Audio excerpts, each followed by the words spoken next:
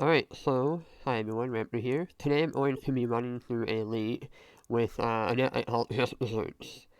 Basically, it's a take on the Oops All Instant archetype, but we are playing 4 copies of Desert in the main. Uh, what this net is trying to do, for those who are unaware, is we're trying to basically control the board and play only at instant speed. So we're playing cards like Counterspell, Force Smite, Exclude, Deprive, and then we have Repulse, Snap as removal. And then our threats are things like Spire Golem, which once you have enough islands is basically free, so you can still hold up countermatch it in interaction. And then Force Spellstutter Sprite, which is a threat that is also a counterspell. And then for hard draw, we have 4 Think Twice and 2 Crash It Lesson. Now, a couple of changes I made to this archetype and to this list are that I'm playing 4 Archer in the main board. Once again, this kind of goes against the theme of this net, right? We're trying to be a control net that never taps out. But I find that Archer is a very important card in that it's a body, so it can block things like elves or Thraven Inspector or stop these early aggressive creatures, things like that. And just being a body that you can also attack with and block with is a really big deal. Sure, it does turn on the opponent's removal, but I don't always think that's a bad idea. Uh, when I was playing older iterations of this archetype, one issue you ran into was that you just ran out of threats. And I don't particularly like that when I'm in a grindy matchup and I run out of threats.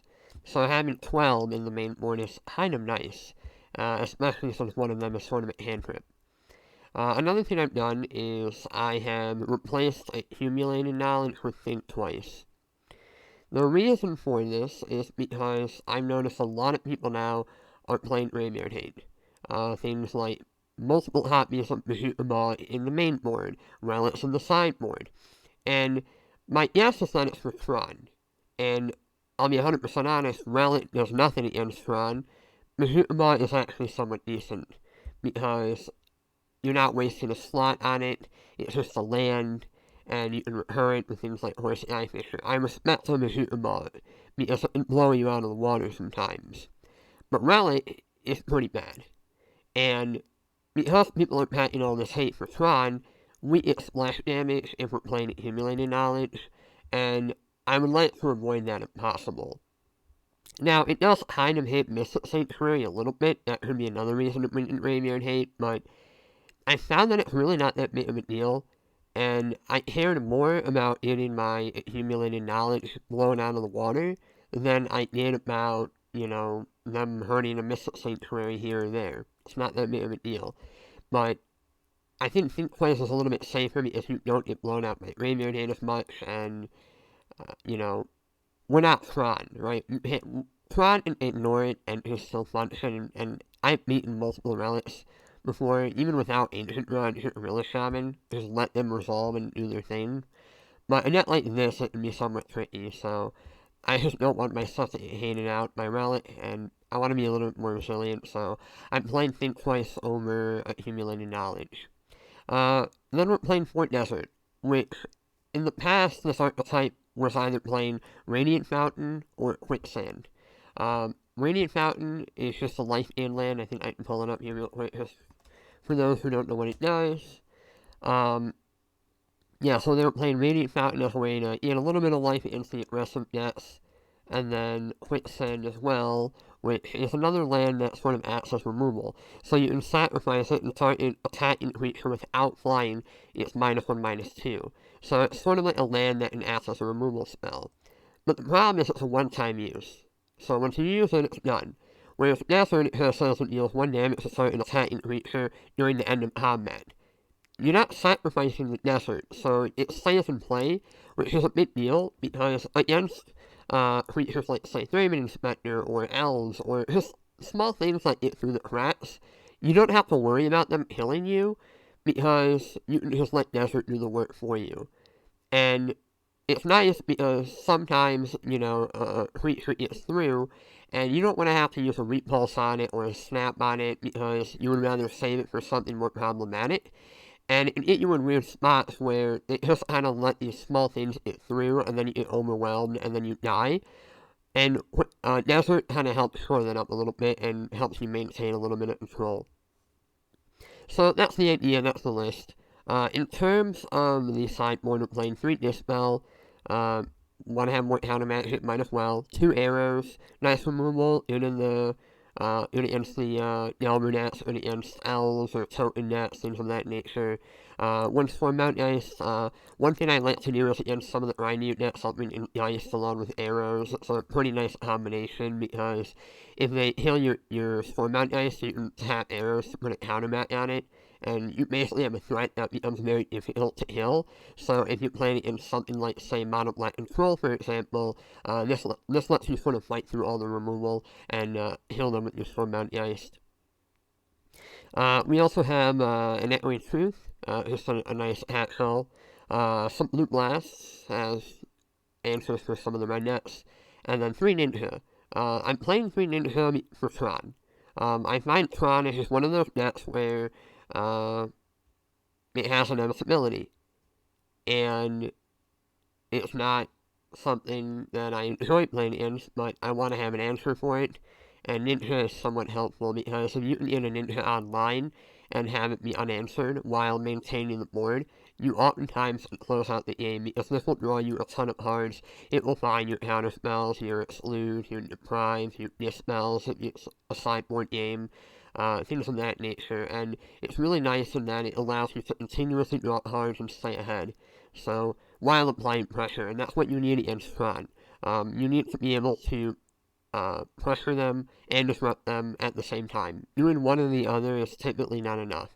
If you just pressure them and they get down their Stonehorn Dignitary lot, you're done. If you just disrupt them, they're going to find a way to ignore it, draw a ton of cards, and then kill you. So you need to have a little bit of both to beat Tron. And I think Ninja is the perfect combination because it matters you're drawing cards, you're getting ahead, and you're dealing them damage. So I think timing 3 is fine. So that's the list. And yeah, let's hop into Elite and see how this one goes. Alright, so we're back for the first match. I'm going to try keeping this in the top just to see if that makes following a little bit easier. This is my opener. We're on the play. I'm definitely keeping. We're going to lead off with an island. The reason is because I don't want to give away the desert, that can sort of, desert can give away information when I'm on, so this kind of hides it a little bit. Looks like we're against black net of some sort, so this could be mono black control, it could be pestilence, we'll see. So, if it play a silent blood, I will absolutely counterspell that. If it play a witches, probably not. Don't find that hard to be very problematic. Yeah, I'm gonna let this happen. My reasoning is because sure it heals Spell Stutter, but Mono Black Control doesn't have a ton of things that I care about with Spell Stutter, and I mostly just want to draw cards, so I don't really care if they have a 1-3 in play. Alright, Exclude was a great draw, so now what I can do is, I have a couple options. If they do nothing, then it tells me their hand is full of removal, or they have Thorn or Ray Merchant. If they do play a creature, I will lightly exclude it. Okay, Silent Blood is not resolving. That is the best card in Mono Black Control because it lets them pay 2 life to draw 2 cards. It's the most efficient card in their deck, in my opinion. You always counter that if you can. Unless it's a bait spell, but I didn't really get the vibe that it was a bait spell. So, yeah, I don't really mind taking some damage off their witch. It's not a big deal to me. Oh, this feels awesome. Oh, we're not gonna exclude, we're gonna Force Smite this. But that feels amazing. Just being able to Force Smite a Thorn is just beautiful. Now they're gonna play around Force Smite for the rest of this game, which is awesome. That's the thing about Force Smite, is once you get them once with it, they play around it for the rest of the game, and it's just awesome. I'm gonna run out Sanctuary here, because I want to make sure that I hit my land drops, and I can start doing multiple things in a turn. This is going to eat and exclude. I would like to just continuously stay ahead, and excluding that is a way for me to make sure that I'm ahead on board and I stay ahead. Desert's another great draw. One thing that I like about Desert is at a certain point, your opponent cannot attack anymore. If I get a third one in play, this is no longer really able to attack. And that's good news for me because it makes them. Oh my gosh, this is disgusting. This is not. I mean, I don't blame them. Like at a certain point, you just have to apply pressure. But this is just great news for me. So now I'm going to think twice here. I might as well. I hit a land. That's awesome. But it's one of those things where it's like I think there's two different schools of thought. Either you just don't play around the force bite, or you play around it as much as possible. I don't actually hate just jamming. So if I don't have it, then I don't get any value out of it. But if I do have it, then I blow them out of the water. So, it's kind of a mixed bag there for sure. So they're going to attack here. And I'm likely going to repulse their Witch's end of turn. And the reason why is because it cycles and it kind of tempers them a little bit. It's not at its best here once they have all their lands, but I kind of just want to stay ahead and continuously draw cards. And yeah, this is awesome. So what I can do now is I can play Mystic Sanctuary. I was actually going to get back and exclude, but now I can get back practice lesson. And now I basically have infinite draw twos. So what I can do is I can basically every other turn play practice lesson, draw two, and then play Mystic Sanctuary and just kind of get them. I'm going to exclude this because I want to get back my practice lesson, but also because I have Counterspell at the ready. And countering that is pretty good news for me because I think it's clear at this point their hand is just full of removal. So yeah, this opened up. So yeah, that was pretty good for me. Typical game. I mean, you just kind of value them out. You have a lot of good card draw. Just hold up counter spells and grind them out. So in terms of sideboarding, Desert was going to be awesome there. I mean, you saw once I got 2 or 3 in play, all the creatures are just not able to attack anymore. If they attack me, I just kill them, and I'm at a high enough life total that I can let them attack me here and there and take the damage and kind of use my life total as a resource, but I'm still killing the creatures, which is phenomenal because it's something that Mono Blue as an archetype hasn't had before. But being able to legitimately kill creatures is quite nice. So the cards I'm considering for the sideboard are Stormbound Geist, and probably Ninja. That's about it. I don't think Dispel is all that great. I don't like Force Bite on the draw. I'll tell you, I'll be clear about that. I think it's not at its best on the draw. So, I like the Fort Exclude, that's amazing. I like the Fort Counterspell. I like the Tutor Prime. I like all my card draw, and I like the removal. I feel like typically Force Bite is the big thing I've worn out. So I'm gonna try this, see how it works. I think, having 10 counter spells against them is nice. Sure, we're losing a couple here and there, but it's not too big of a deal. There is an argument, actually, to boarding out Spell Punishment, because I don't know if that card is very good in this matchup.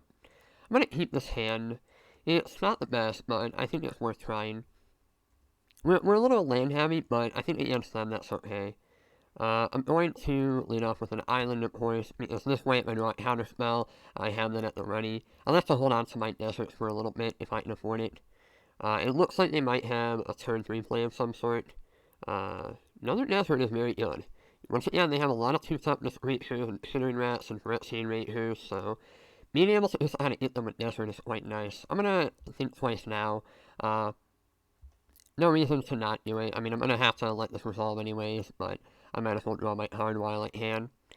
Now I'm going to play Desert, and this is when Desert becomes kind of messed up, is that they're going to attack me for 2, I'll let it happen. If they ultimate game Shinobi me, I can repulse it, and that would be a blowout. I'm going to exclude this, absolutely. Don't really want you to draw that. The next turn is when the blowout happens, because now I can have Desert, and they're not able to attack. And if they want to, I'll more than certainly let it happen, and then Desert should be doing everything I want it to do. Dice is a good draw because later in the game I can just run that out there and it'll eat 2 removal spells. So here, I'm still going to exclude that. I don't want it to resolve, and I would also like to draw my card. So they're going to attack for 2 here, that's fine. And at this point, do I want to play Stormbound Geist or not? I think the answer is yes. I got it in a clock and play. My hand is not super controlling right now. I'm ahead on cards and resources. I have 2 deserts in play for the rats. At this point, if they want to, use some removal spells on this, I'm fine with that outcome.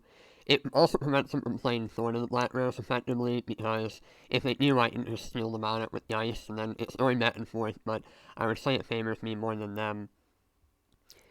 Relic is, once again, it's another thing people bring in, but as you can see here, I'm not playing Accumulated Knowledge, so it's not that big of a deal anymore.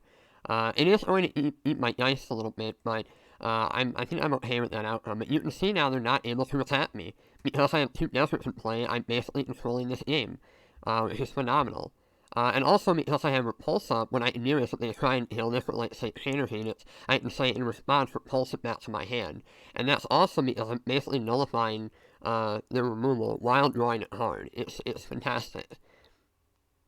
Choking Sands is a little annoying, but I'm going to let that happen, I think.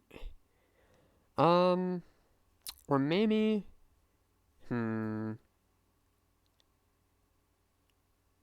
yeah, I remember, like, a while back, Monoplat Control would bring this in against me, but I don't think it's too big of a deal, honestly. I think what I'm going to do is I'm just going to, flash and spell Stutter Sprite, and just let it happen. And be like, yep, you got it. No more desert for me. And the nice part, and by the way, if I had Crash It Lesson, you blow them out of the water. I actually had that happen where they land destruction me, and then in response I just Crash It Lesson, and just blow them out of the water. It's fantastic. So they play a removal spell here. I can spell Stutter the second copy, but the reason why I threw that into play is because, 1, I want to use my mana, and 2, I want to be able to jump block effectively like that, and then I have to make sure I'm a stop during end of combat so it doesn't skip through. But now when what? Oh, shoot. Messed that up. My bad. I should have put it on theirs, not mine. It happens. Mistakes happen. But what I was trying to do was kill their rats. Unfortunately, I did not sequence properly. But I think we should be able to recover from this. I'm going to tap like this, play out my Spire Golem, and attack like that. So now Spire Golem's a decent blocker. If they try and kill it, I can repulse it. Unfortunately, I didn't kill the Shimmering Rats like I would have liked to, but you can see that the Think Twice was pretty good against Relic. Relic really hasn't been doing anything this game, and I kind of like that. I kind of like having their sideboard cards do nothing against me, and just being able to blow them out a little bit. Gray Merchant is not going to happen. I have the 3rd exclude, which is awesome. And yeah, now I can get that back with Mystic Sanctuary, and the Relic still does nothing. And they're not really able to attack profitably, so this is all going very well. I'm quite happy with the current board state, and yeah, I mean, it's fantastic. I'm going to play this, get back my exclude. They're going to probably tap Relic, but they kind of fed my graveyard a little bit, so they're kind of helping me in a weird way. I'm going to tap for 2 with my Geist and just pass the turn. And, like, this is the problem is, they're bringing in cards like Choking Sands and Relic, which don't do anything, they have no text. And so they're effectively mulliganing in this matchup. So what it looks like they're going to do is they're going to crack Relic in response to the Undying. But I think I'm okay with that. I'm fine making that trade, and we're not. Huh. I'll be honest, I thought they were going to crack it, because that would have been a very good time to do so. Oh, I see what they did. Okay. Alright, well, I'm just gonna run out of Spell Stutter. I should have tapped the Desert, maybe. But I'm just gonna let my Spell Stutter die. I don't really mind having that card go away. But at this point, I mean, if they have to use relics or units on Spell Stutters, that's fine. Spell Stutter's not very good in this matchup. It doesn't have a ton of text, so I don't particularly mind that particular outcome. So what I might do is I could see the argument for repulsing my Geist. For now, though, I'm not going to do that quite yet, but I will likely do it on the following turn if they play a land and flashback Chainer's Edict, because what I can do is I'm going to counterspell the Chainer's Edict, and then repulse my Stormbound Geist on the turn, and then replay it the following turn, so that way the second Chainer's Edict in the graveyard has no text. So here I'm definitely going to counterspell that. I don't want the drawing cards. Silent Blood is the best card in their list, and at this point they're just taking 3 damage a turn. In fact, what I'm going to do next turn is attack with both. And what that will allow for me to do is put them on a one-turn clock. So I should be able to kill them the following turn, and there's not a lot they can do. They have one card in hand, they're going to top net one card. Whatever it is they happen to draw, it should be lethal. So I'm going to swing for 5 here, bring them down to 5, and yeah, they should be dead the following turn. So you can see Desert did a lot this game. It basically made all of the creatures not do anything, and yeah, they're going to flashback units, and then they're going to die. So, no thank you, good games. And yeah, I mean, that's how it goes. Desert's a very good card. I mean, what I like about the changes that I made is, one, thing twice is great. It's when everyone has relics and multiple Behemoths, like, all the mid-range decks have it, right? Boros has, you know, at this point, they have, like, 2 Behemoths in the main board now. They also, some of them are playing Serrated Errors in the main board. I mean, they're packing the hate. And, Mono Black Patrol has Behemoths in the main board, a lot of them have Relic in the sideboard, and you saw Relic did nothing that entire game. The one opportunity they had to blow me out and get rid of my Stormbound Geist, they did not take it. And I was willing to just let them do it, but for some reason they were just like, I'm good. And I think that lost them the game, honestly. Although, to be fair, they were pretty far behind anyways, but, you know, that's kind of how it goes sometimes. You know, I like that Changes really didn't do anything that game, and Desert was MVP. You can see a couple things will get through the cracks here and there, and if you get a couple Deserts down, it buys you a lot of time, and it definitely helps control the board. So, yeah, that was that. I'll see you guys in match 2. Alright, so we are back for match number 2. Ooh, I really want to keep this hand. I'm going to keep it. I'm going to gamble. I'm going to take a risk. In certain matchups, if like I'm against Burn or something, this hand is really bad. But I'm greedy, and if I draw an island, I have it slewed at the ready. You know, I'm fine. I just wanna have double desert. You know, I just wanna see how good that is. So we're gonna run out our double desert. They're not able to attack us. This is gonna be a pseudo and snaring break. You know, oh look, can't hit me with that. And we hit a blue source, so it was a gamble, you know. I might have been a little greedy, but I like the hand. So then it has to get us, they probably will take the Prime, or maybe Augur, but maybe an Exclude, because Exclude's very good. But we still have another one at the ready, so things look pretty good for us. I mean, we have double Force Bite. I mean, we're going to buy ourselves a lot of time here. And the best part is that they're not able to attack. And this is why Desert is so good. It's like, yeah, something slips through the cracks, but I have double Desert. They're not able to attack me. And, oh, this for Augur. That's great. Now I have Excludes at the ready. Beautiful.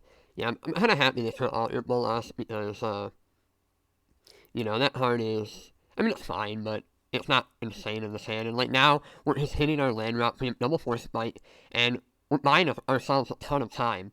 Our opponent's not really able to do anything. You know, they're not, I mean, imagine if I didn't have Desert, right? They would be hitting us for 2, and if nothing changed, we would be dead.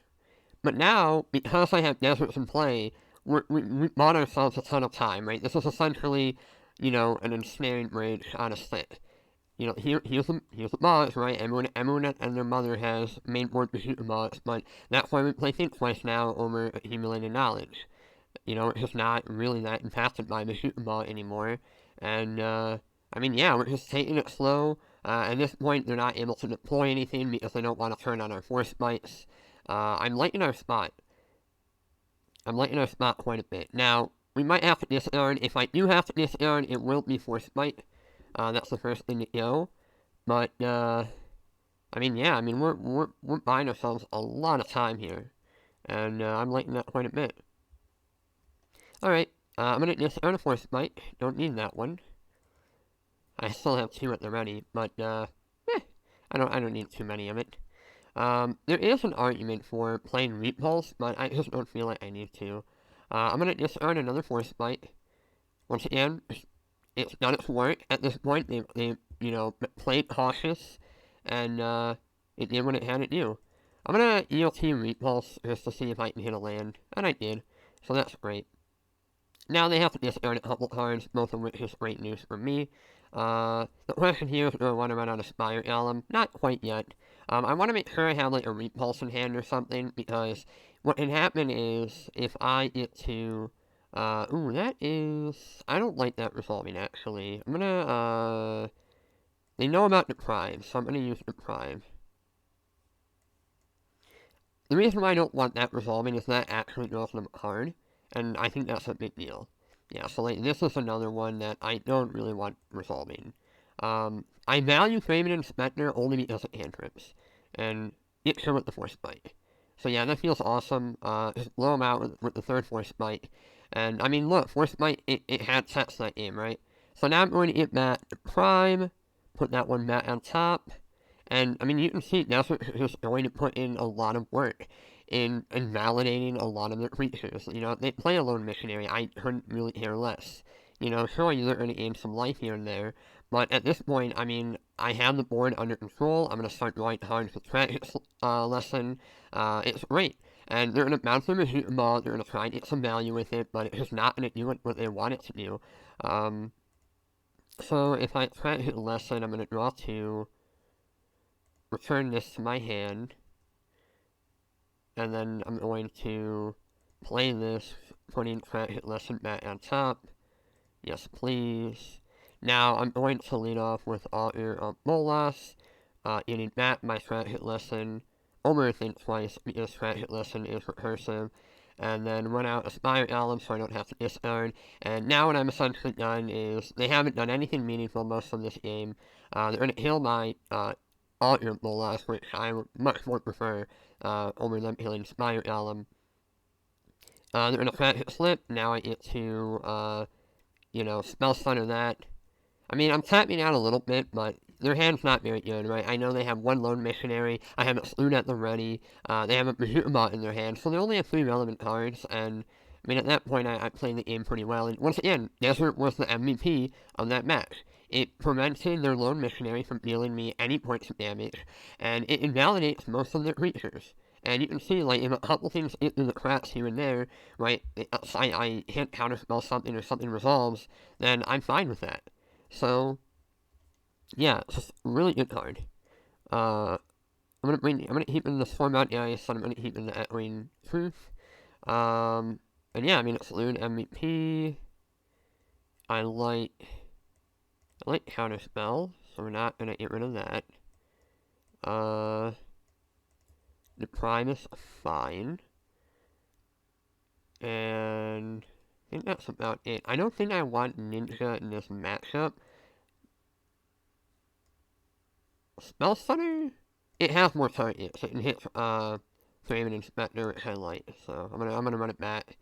And I mean, they're probably gonna bring in relics, but it doesn't matter. I think twice now, so relic. I mean, once again, double desert. It's insane.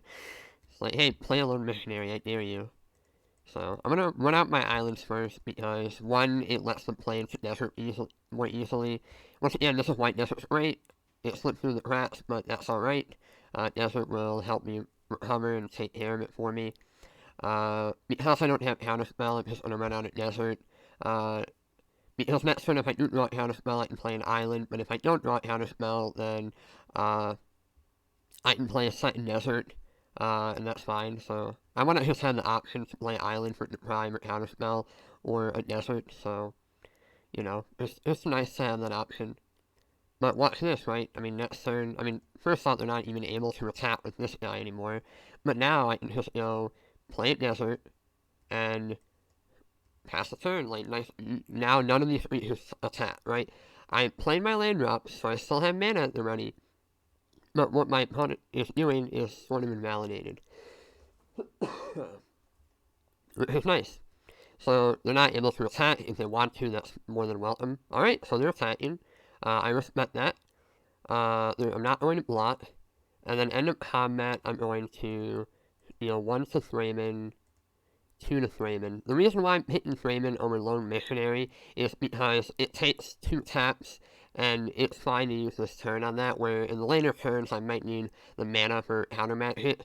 But also, because this is more valuable with cards like Horse Eye Fisher.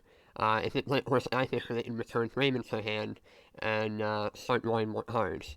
So currently, this is gonna die eventually. This world has died in my deserts, and my opponent's gonna be in sort of an awkward position moving forward. So they're going to duress me.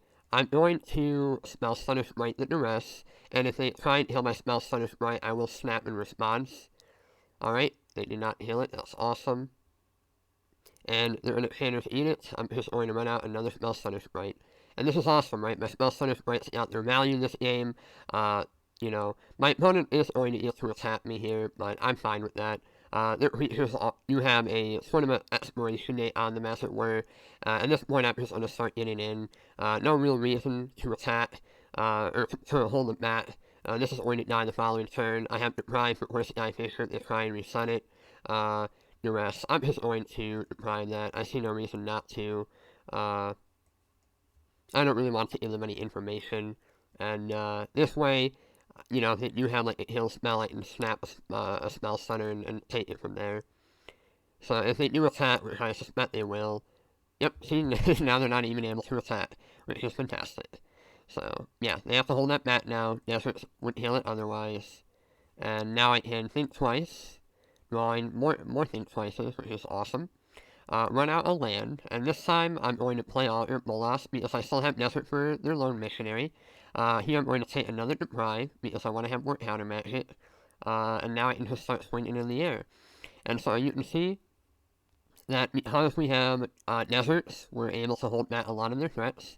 So they're going to try and kill that retraction lesson. I'm going to snap it, no thank you. Now I get to untap desert. And I mean, at this point, you know, I'm essentially 2-for-1 them. Because not only did I 1-for-1 them with Snap, but I'm also going to get to replay Spell Stunner Sprite later in this game and get more value out of it. So a lot of what they're doing is just sort of invalidated currently, and Desert's going to, once again, keep the board under control. They're not able to attack with Lone Missionary. Things are going fantastic for me. So now I'm going to go EOT. Well, actually, you know what? I'm not going to do anything EOT. They might have, like, interaction of some sort. There's no reason to give them a window. So I'm going to put that my Prime now. I have more countermatch hit. And once again, I can just start attacking, and I don't have to worry about them attacking back or racing me. Desert's just going to keep everything in check. And that's why this card is awesome. You know, once again, a couple things will slip through the cracks here and there. Here's another thing, I don't have to worry about it. Desert takes care of it for me. Sure, they're going to gain some life here and there, but I really don't care, you know? Alright, they're going to attack for whatever reason. I'll just take the 2 damage. And, yeah, now I can just, heal their guy. Now, they could have an ultimate ancient on me. That is kind of a clever thing that you can do. And, yep, here's Bazooka. It has no text, right? This is why we play Think Twice. You'll see Think Twice, nice Bazooka. And yeah, play an island, hold on to that Mystic Sanctuary for a little while longer. Attack for 2. And I mean, we grinded them into the ground. We've essentially negated everything they've done this entire game, and we can just let some things resolve that we don't really care about. We have a lot of counter spells at the ready. They're going to try and bounce Bazooka Ball, I would imagine, but it's just not going to have any. Okay, they're going to bounce with planes, that's fine. But if they wouldn't bounce Bazooka Ball, we just wouldn't really care about it. So we're going to take 2 damage, that's fine. We're going to use our life total as a resource, and I'm going to deal 1 damage to that. So it's gone, not a worry, not a problem anymore. We're going to flash that back, hit an island, perfect, hit what countermatch hit, and I mean, this is where we want to be, right? We have pressure in play, and a handful of counter spells and draw spells, so, I mean, this is going great for us. Sure, they gained some life here and there, but it's really just not that big of a deal. I'm going to go EOT Think Twice, hoping to hit a land, so, pass that bad boy, hit a counter spell, play an island, perfect, and just keep attacking. And I mean, this is what we want to be doing. Handful of countermatch hit. We have everything we could ever ask for. Opponent's just not in a good spot. And Desert was amazing this game. And Master was amazing this entire match because it just negated a lot of the creatures. And I mean, we're feeling like amazingly here, right? We want to hit lands, that's all we're hitting. But I mean, this is where we want to be, you know? It's just, alright, you're doing nothing important. I'm going to keep attacking. And it's tough for them to even get out of this because our hand is just shot full of countermatches and we're hitting all of our lands. At this point, I'm just going to play Sanctuary. I might as well put that thing twice to recycle it. I don't know. It's not that big of a deal. If I have to discard next turn, I can discard the thing twice. I don't really mind if I'm robbing myself of a draw step here. It's just not that big of a deal. So, I might kneel to Spell Stutter here, mostly because I can afford to do so. It might be incorrect, but I know it's repulsive. The repulsive is the motivating factor for doing that. It also speeds up the clock a little bit, which I think is important. You want to close out the game at some point. You don't want to give the opponent infinite time, although I think in this spot it's not going to matter that much, but still, you want to make sure you can close out the game in a reasonable and timely fashion. So we're going to think twice here, hoping to hit some lands. We do not. That's fine, it's an untap. Ooh, Spirit Album, free spell. Alright, play that out, help speed up the clock a little bit, and just keep hitting. I mean, at this point, I don't know how they win, right? We have 5 counter spells in hand. Alright, this is when Repulse gets to be amazing. Return him to my hand, thank you. Alright, cool. I'm gonna discard a Tragic Listen, I think. You only need one to really loop. If they exile the other one with like a Major Ball or something, I'm fine with it. Hastigate. How about no?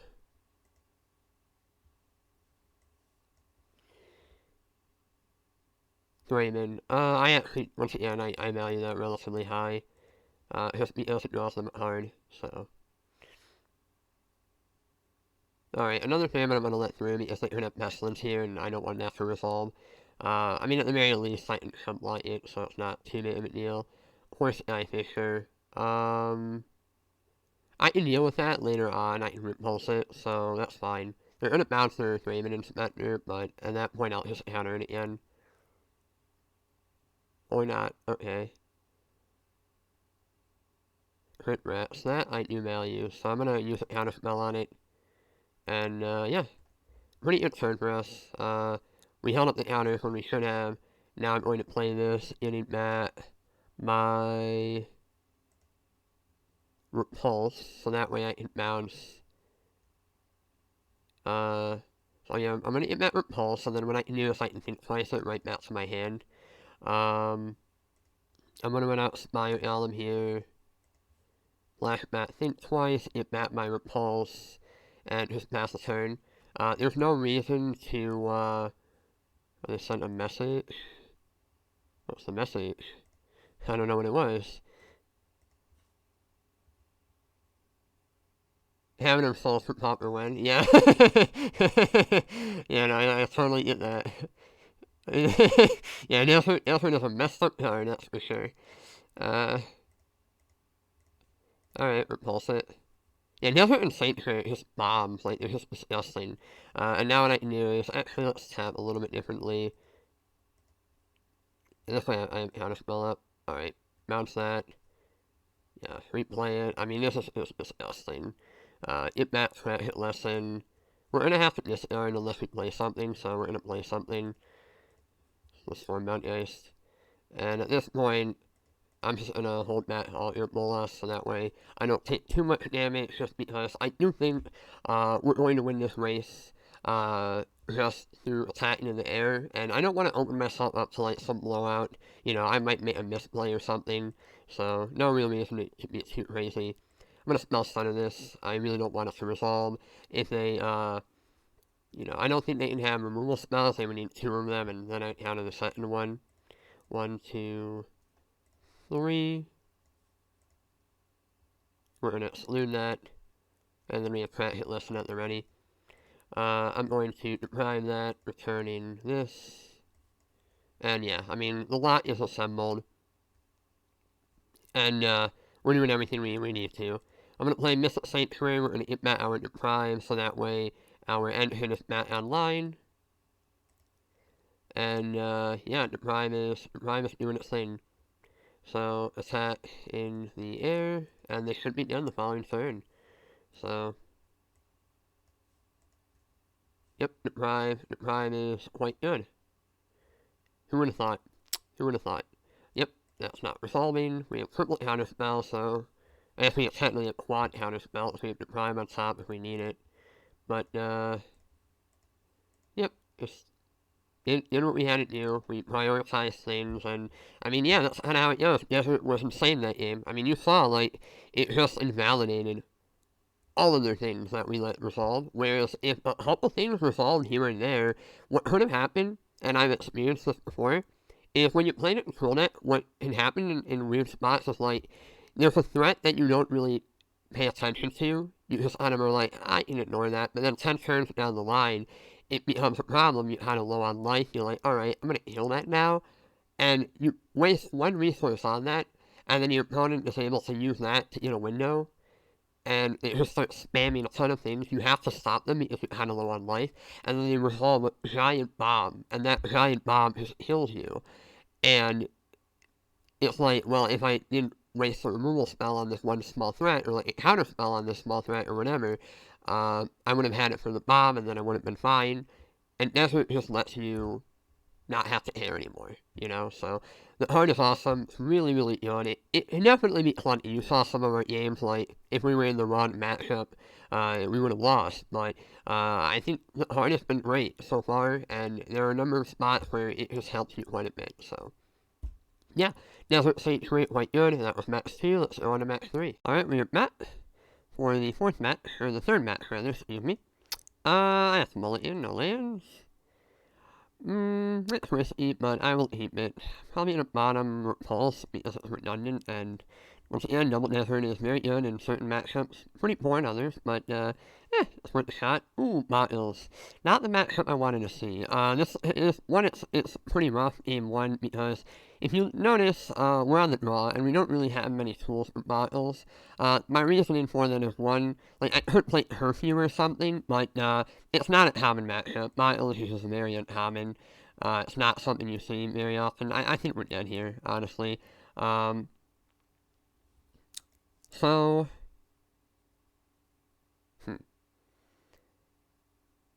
I don't see how I win this, I'll be honest.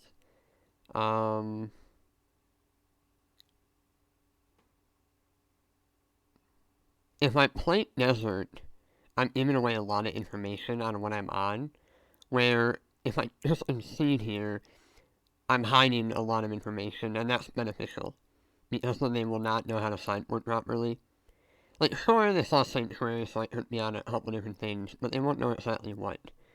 And I think that's a big deal, and one of the things it's not super common, but it does come up, is knowing when to concede and hide information.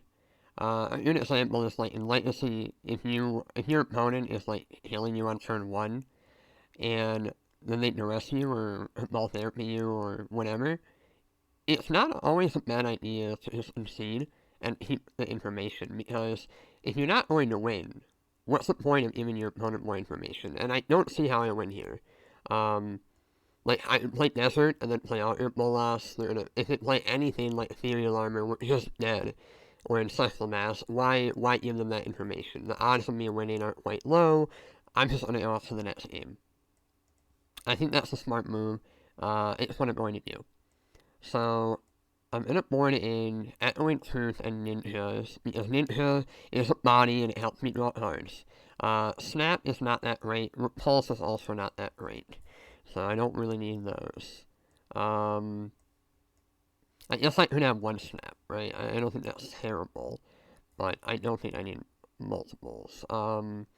Dice is not super important, and I'm running at that. If this hand had a voice bite, I would love it. As is, I still think it's a keep.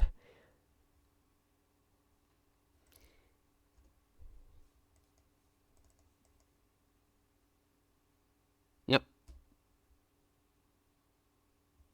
Alright. Spell Stutter Sprite's amazing, because if they play like a Rancor and attack, I can Spell Stutter and be in great shape. Abundant Growth. I'm not gonna let that happen. My reasoning is that Abundant Growth gives them colored mana, and it lets them cantrip, where if I can color through them, it puts them in an awkward position. So, keeping them off of Ethereal Armor. Oh, they're attacking? Okay, I'm blocking. They probably have another bot build, but I think it's worth blocking. Yep, alright, that makes sense.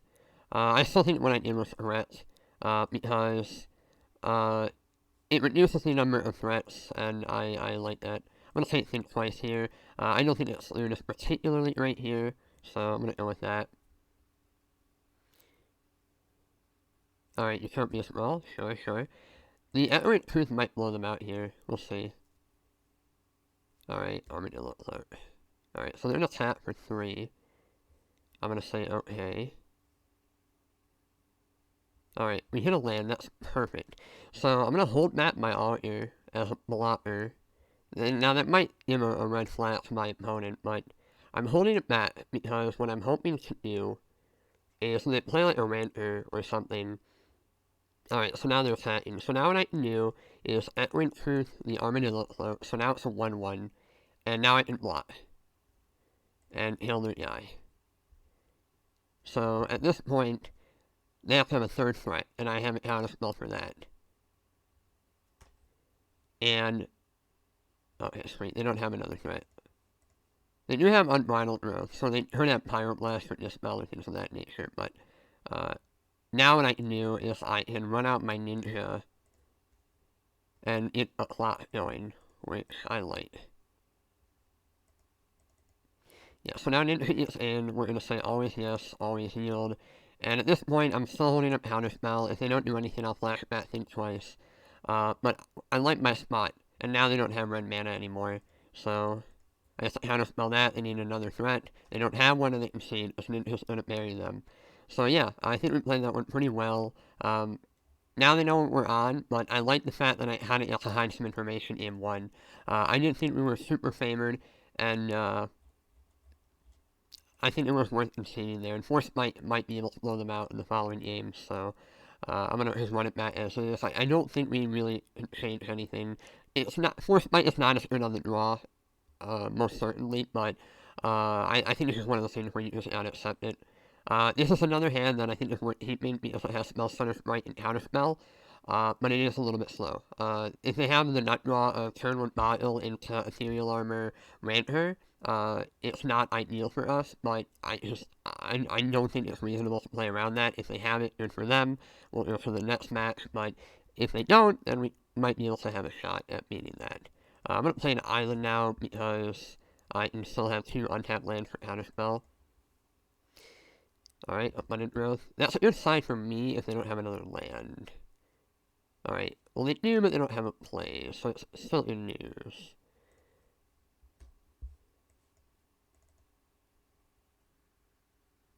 So, if they play Ethereal Armor, I'm counterspelling it. If they don't, I'm just letting it happen. This is fine. We'll see what they name here. Most likely white. Red. Well, that's a pretty big sign now, isn't it? Well, they're gonna Pyroblast us, but yeah, alright.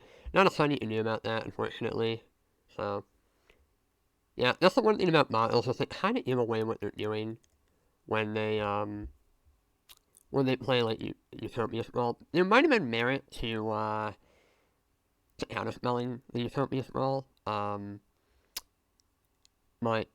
I just didn't think it was too big of a deal.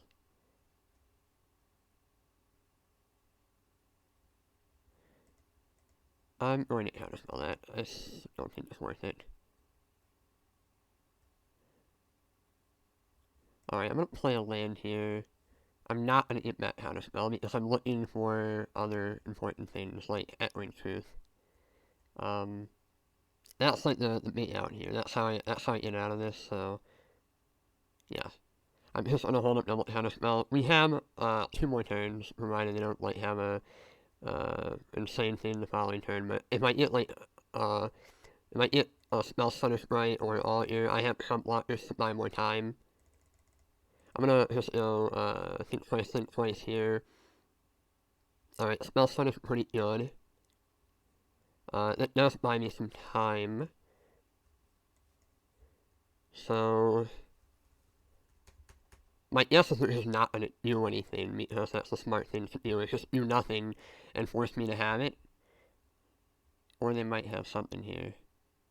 Okay, well, I'm going to counterspell that because I don't want to return a land to hand just yet.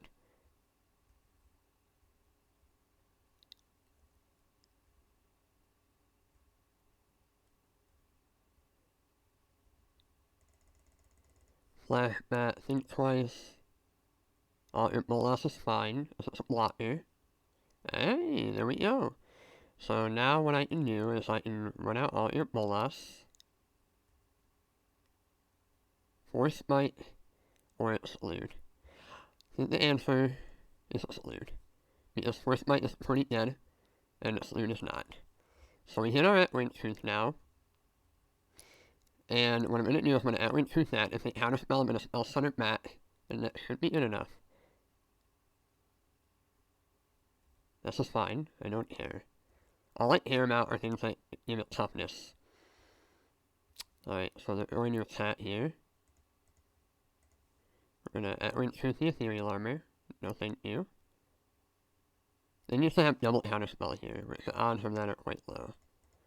Now we get the block. Which is good news for us. Okay, now I think Spell Stun is correct. They could have Yup Shot, but I still think this is the right play. Okay, Let's Trickery? Oh, okay. Huh. Maybe I should have deprived then? Yeah. Maybe I should have deprived. Yeah, so I think I might have lost the game if I did it the other way around, then their Let's Trickery would have done nothing, and then they would not have had a threat.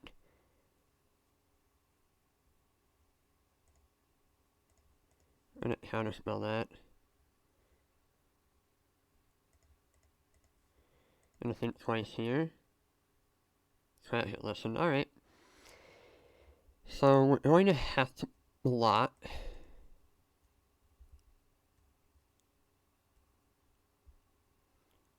Which is unfortunate.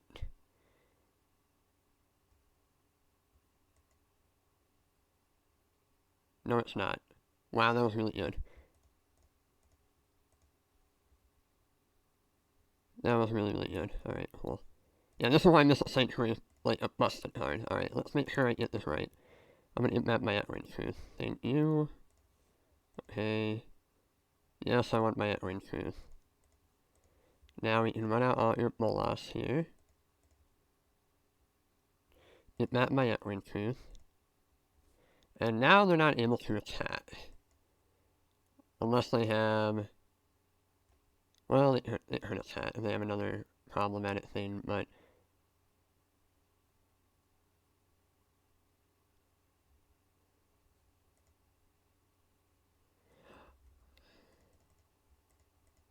Okay, I have to prime that now. What do I want to return? Probably... Yeah, I think the Spell Stunner play is going to cost me this match. Which is unfortunate, but I probably should have been more cautious. So, I still think it's Sanctuary.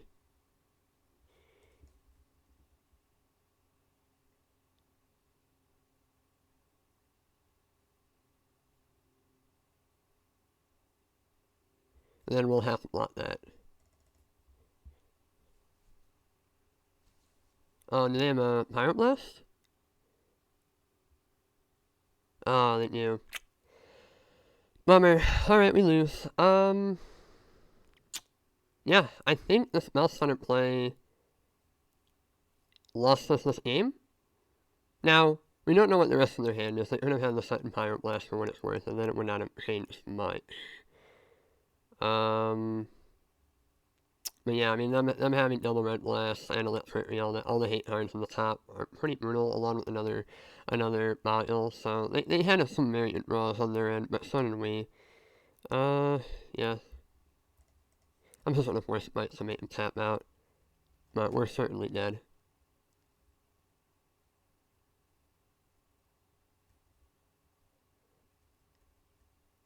Yeah.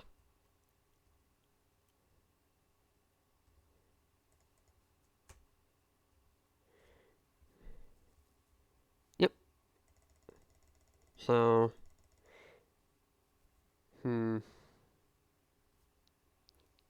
yeah, I think the spell center line might have cost us this game.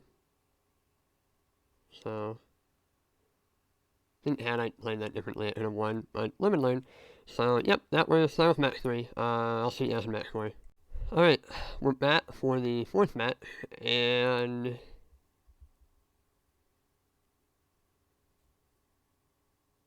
we will see what our opponent is on in a moment. They are on the play, though.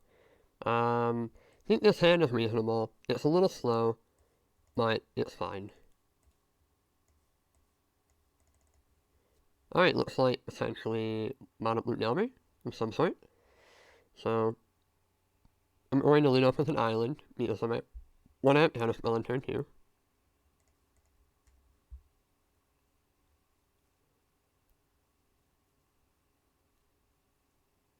Okay, so they're blue black Delver. Yeah.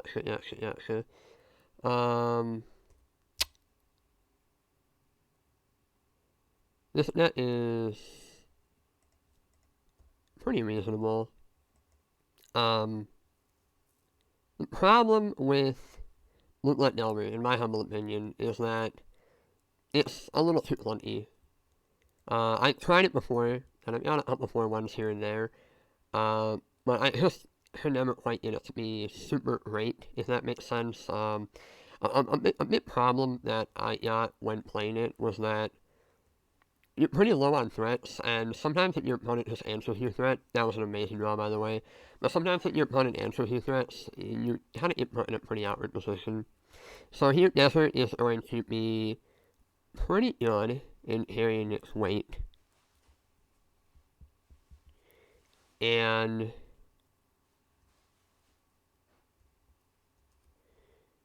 yeah, now they're not able to attack anymore, so yeah, this is why Desert's amazing. It just sort of nullifies their Delmers and their threats, and yeah, now their Delmer is basically non-existent, and it's great for us, because now all we really care about is Antlers, and we have a number of answers to that currently.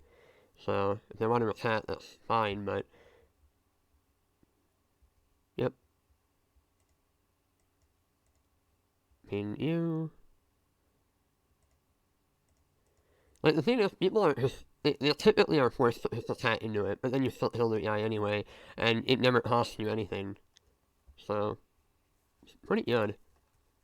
So now all their Delmers from now on are just going to die. And if they have an Antler, I can just repulse it. And that's how we're going to win this match, is just repulsing their Antlers. They do play Hearthlight Snuff out for what it's worth. But I don't think they have any other ways to be able to smite elements outside of a Snuff out. So this is pretty good for us.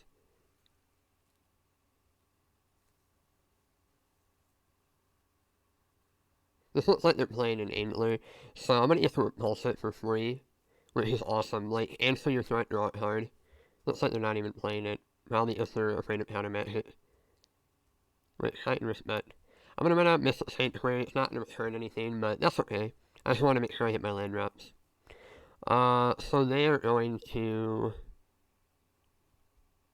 do nothing. Alright, cool. Yeah, I'm fine with that outcome.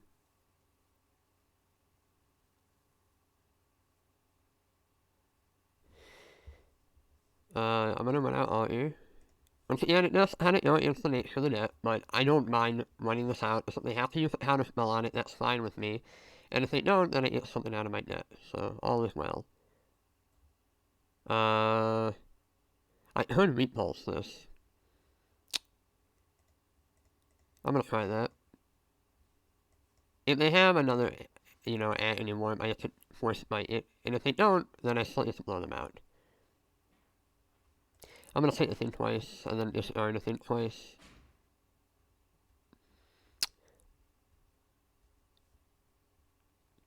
Disearning you. And what else am I disearning? Probably Force Bite. Although that does have some value to it. Maybe Spell Center. Yeah, maybe Spell Center. I don't know. It might be interesting to not get rid of the force fight, but I don't know. I'm just hoping to like tap out a little bit and then I can just get him with it. So okay, Angler's fine. I can deal with that.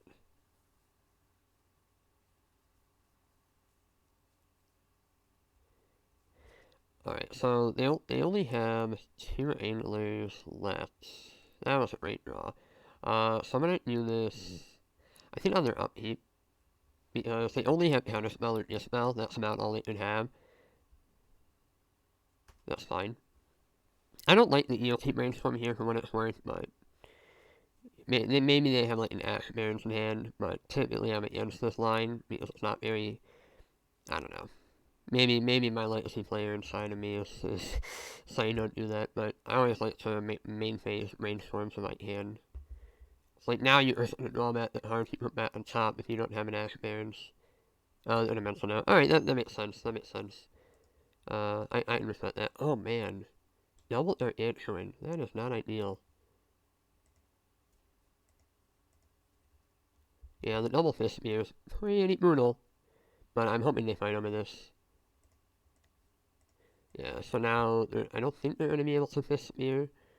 They might be able to, but probably not.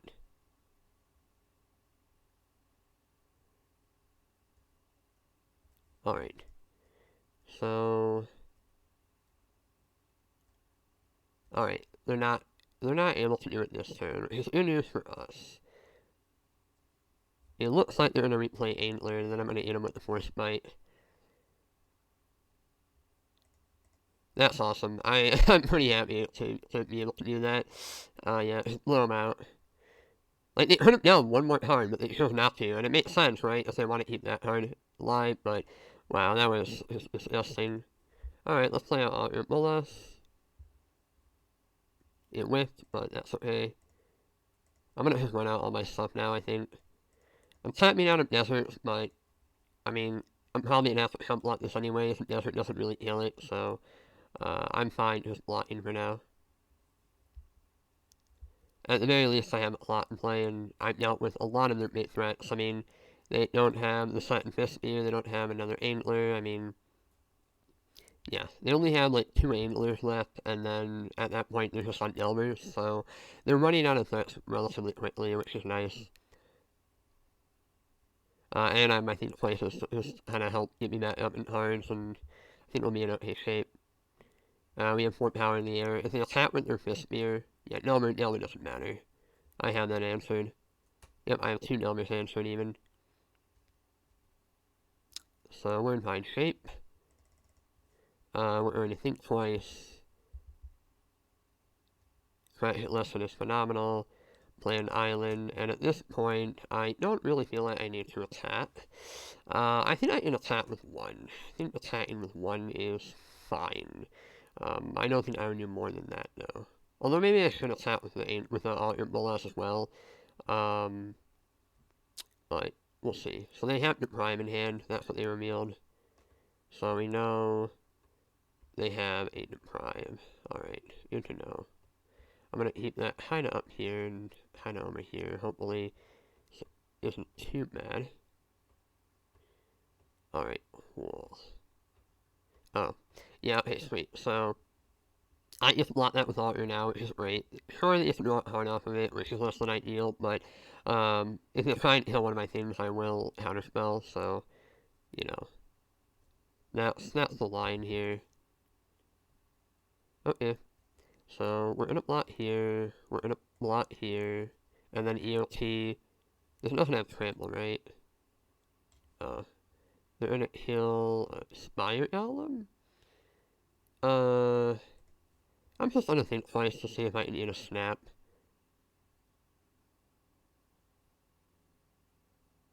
No, alright, that's fine.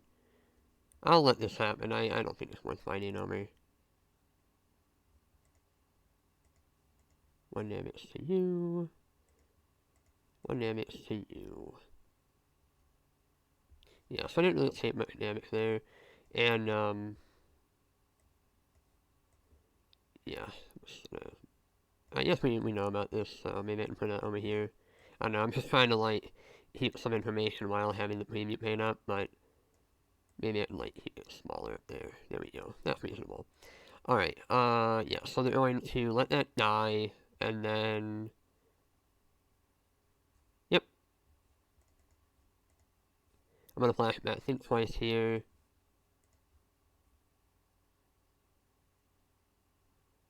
I've really been liking think twice. It's not even good against counter magic, where if that was like, say, accumulated knowledge for 3 or for 4 or whatever, they wouldn't be inclined to stop it. Whereas now it's like not that big of a deal. That's great. That's awesome. I'm very happy they have to counterspell that. Because now I get to resolve my fracture lesson and just have that chain going. Yep, give me another fracture lesson. Yep. There is an argument to, I'm gonna chat. I want to get a clock going. There is an argument for playing the other one now, but I'll just hold on to it. At this point, their hand is for prime and 3 unknowns, so deep analysis. The problem with countering deep analysis is it's not very productive, but I feel like I'm just required to do so. It's like it's always flash that, which is not great. But I still think this is correct. I just want to deny them a couple cards, and at least this way they're paying life, and it makes my clock a little bit faster, and yeah, like now their Delver is going to die, which is nice.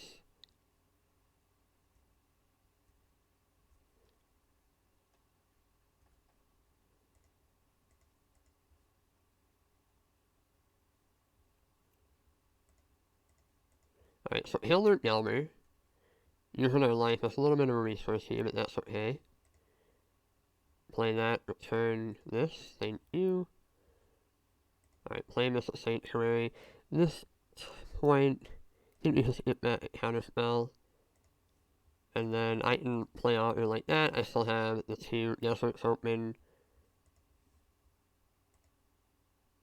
And now I can attack for 2. And yeah, I mean, things are going pretty well for us. The Yami is most likely going to flip into Insectile Admiration. But if it doesn't, it's great for us, so I didn't sweep. So they still have a 1-1 Delmer. And now they're not really able to do anything. Like, if they have Antler, we know they have Deprive, and they wasted a counterspell on a Think Twice for no reason. Alright, cool. So their hand is Deprive, they're gonna have counterspell soon. So they're gonna have 2 counters, but we also have 2. I guess we might have 3 if we're gonna get back a 3rd one, so these are kind of going our way. And what's nice is, like, if they do get a threat down that I have to deal with, alright, so now they definitely have 2 counterspells in hand, but what I was saying was, when they do get a threat down that I have to deal with, I can repulse it, so that's gonna be kind of nice. I'm not gonna practice lesson, because I want to get a couple land drops down, and practice lesson does mean that you're not progressing in terms of land drops, so that is somewhat of a big deal. But ignoring that, the card is fantastic. So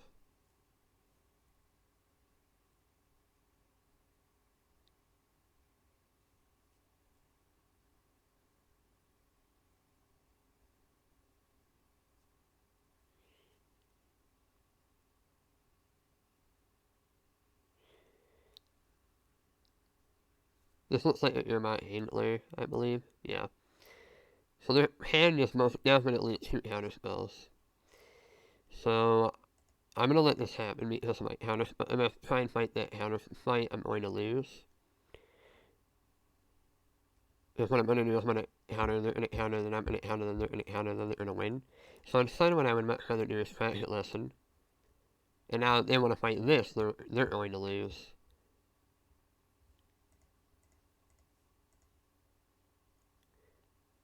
Yeah, so now they're in a deprive, I would imagine.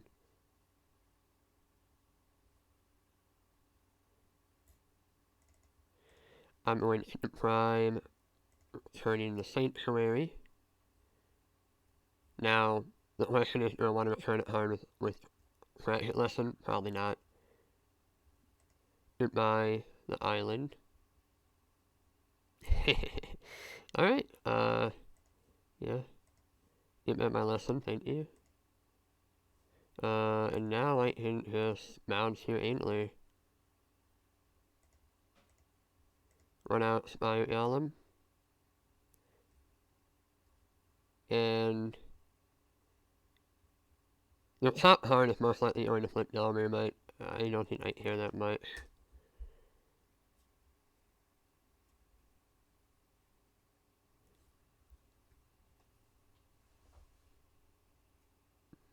Mental note on top, sure. Yep. I'm gonna ponder, I'm gonna keep looking for some action, but I still have desert, so that is what I got going for me.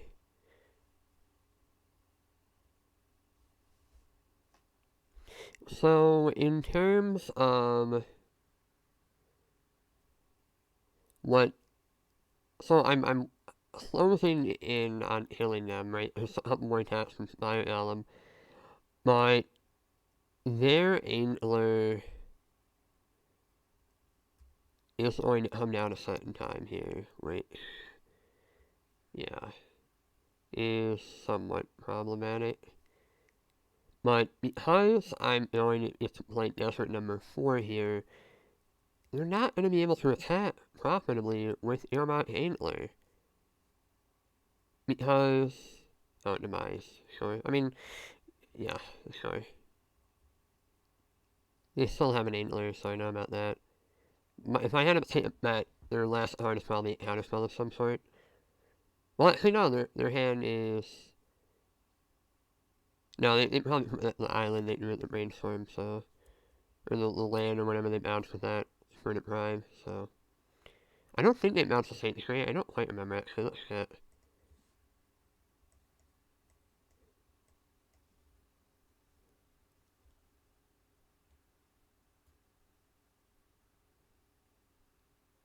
They returned to Diesel Batwater, that doesn't make any sense. I wouldn't return to Missile Sanctuary. So... It's on top of their deck or in their hand, we know that.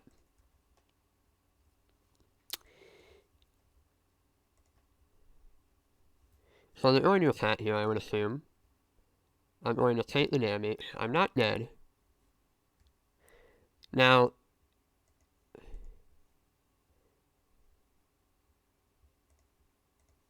what's nice about this is when I play the 4th Desert, they're going to have to kill both of my things before they can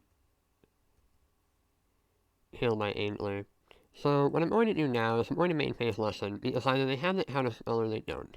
If they do, it's unfortunate. If they don't, which it doesn't look like they do, what I'm going to do is I'm going to go 1, 2,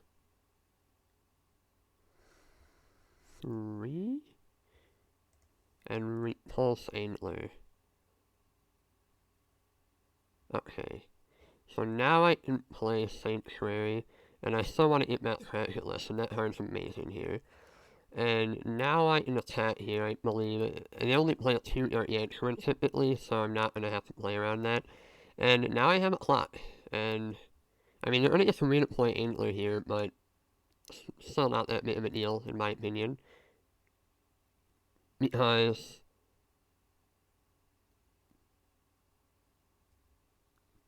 okay, so they had it on top. So their hand is... Okay, they have an Antler and one unknown, that's their hand. So... Yeah, they're gonna replay their Antler again here. Oh, they're gonna play Ratchet Lesson. Yeah, that's a pretty good card. Yeah, I mean, you can see that card has been winning us this entire match. So them playing it is not much of a surprise. I feel like the Sanctuary of Ratchet Lesson engine has been very good. And, yeah, people underestimate it, I think. Alright, so they have an Antler. They have one Mystic Sanctuary in hand.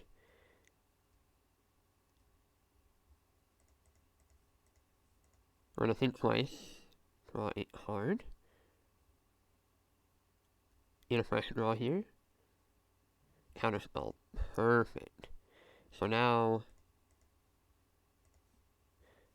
I can bounce this again, right?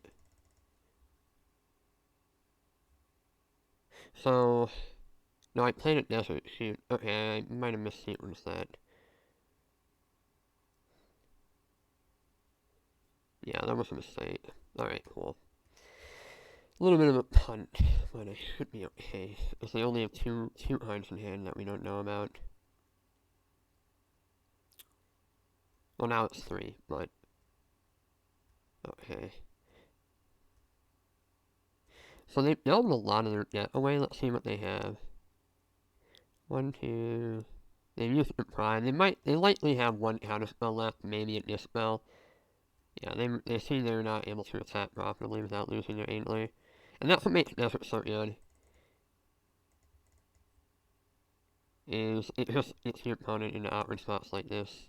Actually, let's tap properly. Alright, sweet. Play this. I'm gonna return Practice Lesson as always. And there's no need to attack. I'm gonna just play this very conservatively. I can eventually repulse that, but for now I would much rather just build up a hand. I'm gonna counterspell this. I need this engine offline. If they keep getting a Practice Lesson, it's not ideal. I would much rather just stop getting that. Meanwhile, I can continuously do it forever. Alright, they're attacking now. So I'm going to double block here. And the reason is they're gonna have to pick one. They're not gonna get to kill both.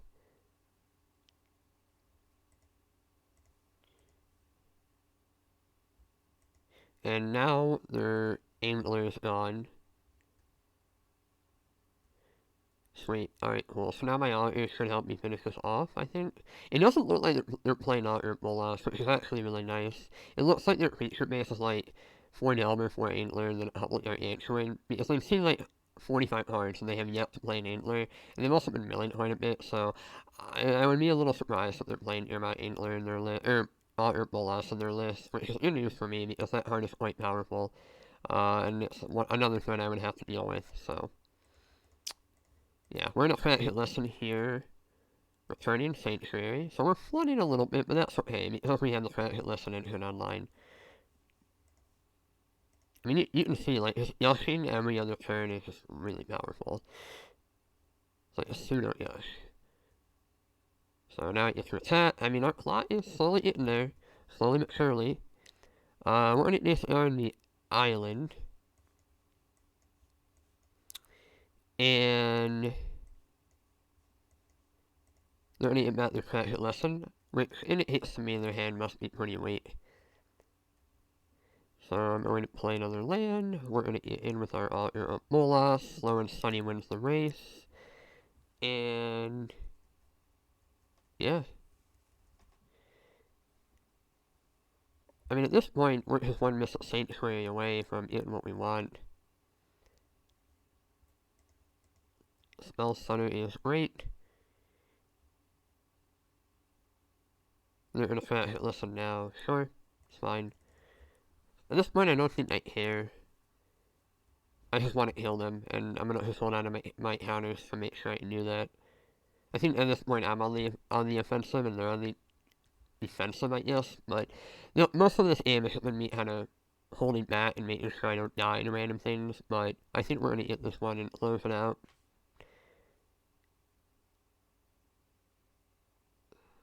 So, even if they kill my Augur Bolas, I'm fine with that. Was this your Yanchuin? Do they have another one? Or it might be a Hardcast Angler. I hope they just tap out and I get a triple force fight. That would just be beautiful. Oh, yes. Force fight number 1.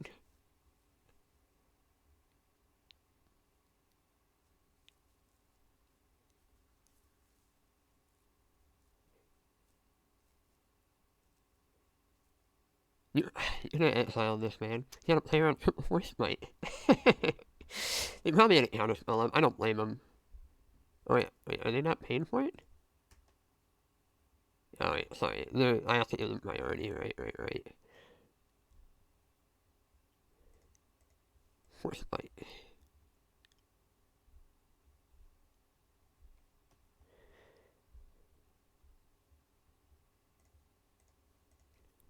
Force Bite. It can't even snuff out. If they're at 1 life, it's awesome. Like, this aren't usually lethal.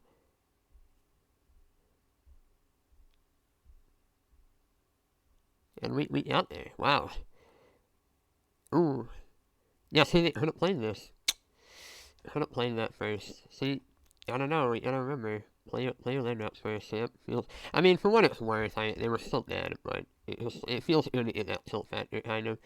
Alright, I'm gonna bring in that Wing Truth. At this point, they know about Force Bite, so I think they're gonna play around it.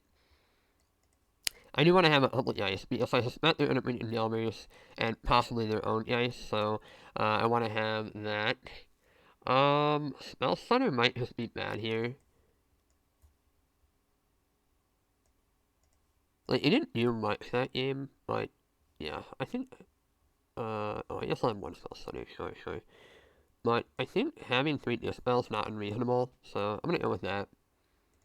Like, Spell Stunner was kind of medium that game, it wasn't that great, so I don't think I need to have multiple copies of that card. So, yeah, Desert's great, hoping to hit the second, but this hand's a keep otherwise. Repulse is good, it helps bounce through anglers, and it helps keep the board under control for the most part. And Stormbound Ice is just a great threat. It's hard for them to deal with, it eats Delmers, it's a pretty good card.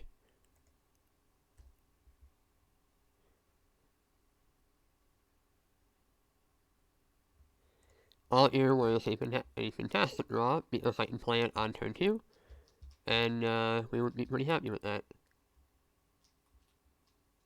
Delmer deals. Mental note, alright.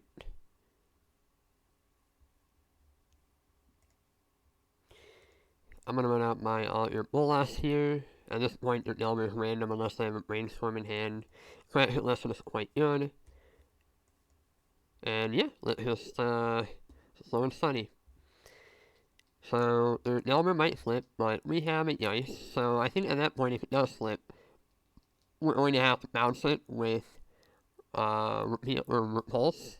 If it's set up for Angler, Repulse will blow them out, which is also quite good for us.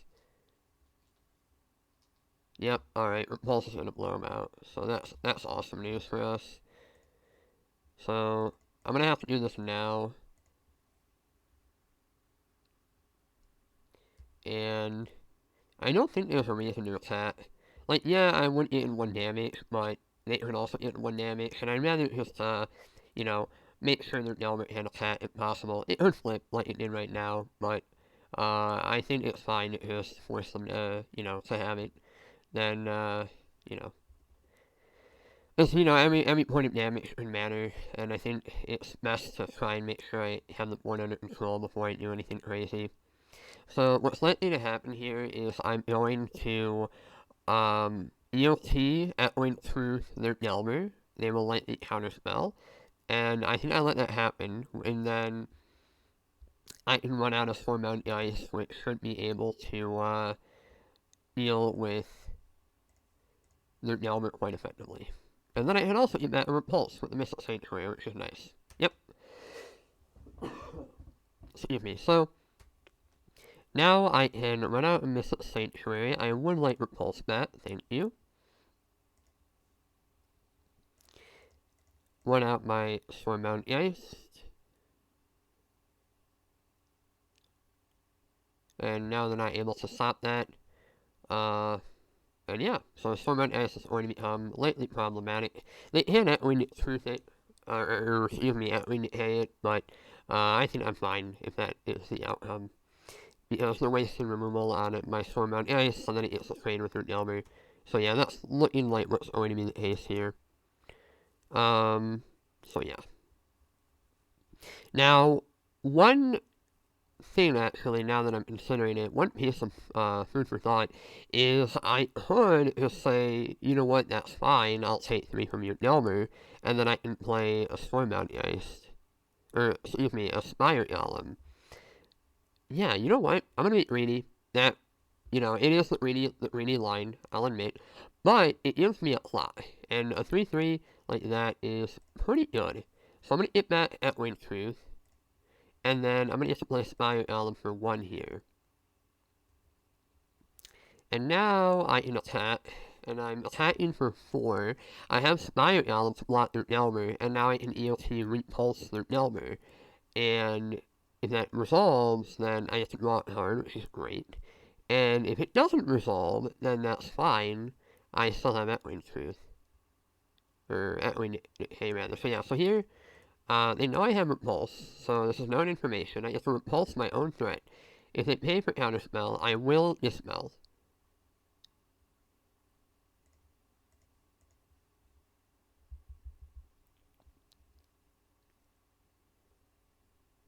Yeah, and I win the match, because I would have bounced this, so now, not only am I drawing a card, but I'm resetting my Stormbound Ace for the following turn. Then, they also can't really attack with their Delver to my Spire Golem, and they're just in really bad shape, so... Yeah, I think we played that quite well. We are 3-1, probably should have been 4-0, but yeah, I'll take it. We made our NPC match, and yeah, let's hop into the last match of the league. Alright, we are back for the 5th and final match. We are up against Entropy 263, which is a fitting end boss, because this is also Birdman. Let's see. Hello. Good luck.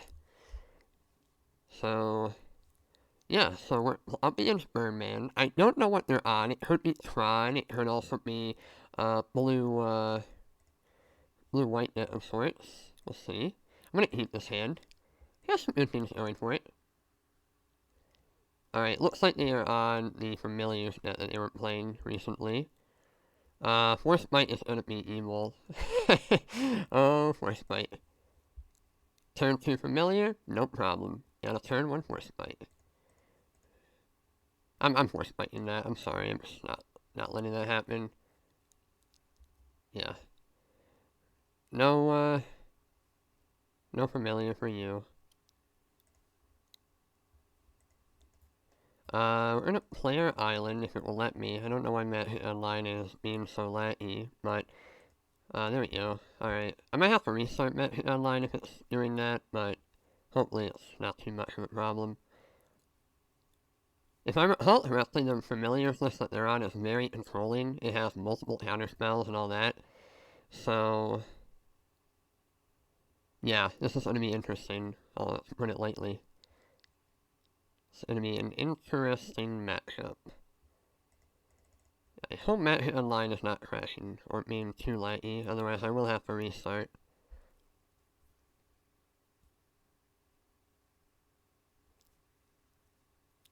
But if I recall correctly, the version that they're on is extremely, like, it has like multiple excludes, multiple counter spells, I think it has prohibits, like, it's very, very control heavy.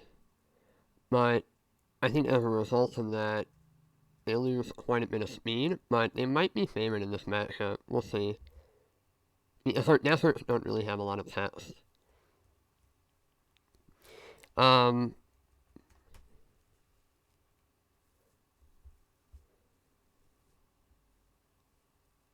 Okay. Yeah, we're missing land route, which is a big deal. So I'm hoping to peel something here.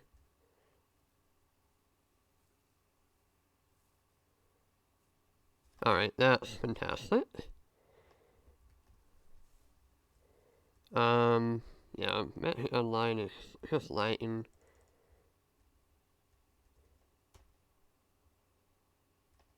I don't know why. Maybe I should close the preview pane. I don't know, that might be lagging a little bit. But, I think at this point, most people know how my list works if they watch the series, so, yeah. Spire Golem. I think I'm going to start discarding those. I only need a couple threats to win, so I can get rid of a couple Spire Golems here and there.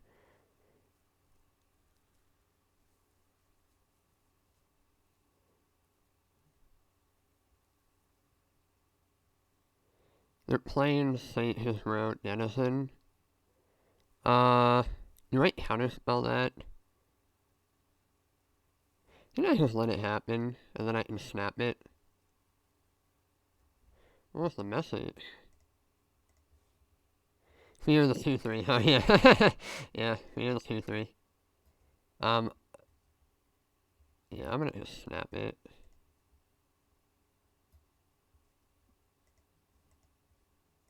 Matt hit online, why do you late?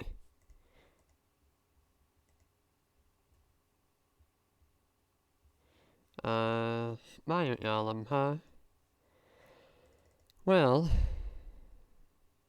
I could tap out for it, but I don't think that's correct. I really just want to hit some lands.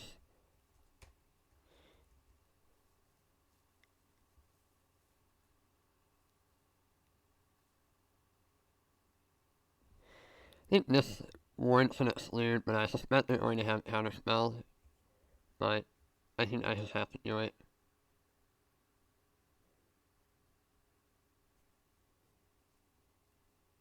Huh. Well, I'm fine with that outcome. Sure.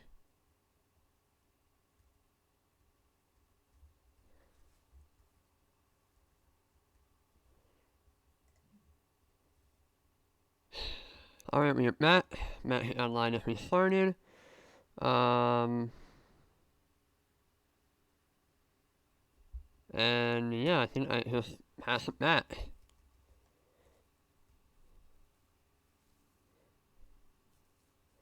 So, they're gonna brainstorm. I think I have to let that happen. I would love to spell stutter it, but once again, the odds of them having it counterspell Matt are quite high, and there's no reason to let them get value like that. Because I have a familiar in play, force might become much worse, but I think I just have to accept that for now.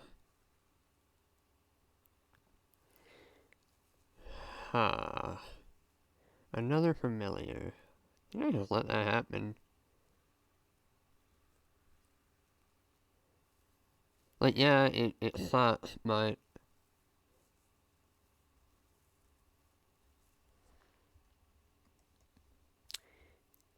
you know, I'll survive. The cat here. I mean, they can exclude for one now, but that just don't end in the window, then it's not that big of a deal. Oracle, okay, yeah, sure, fine. Double familiar is problematic, but also missing your first, like, I guess your, like, simul land drops is also somewhat problematic.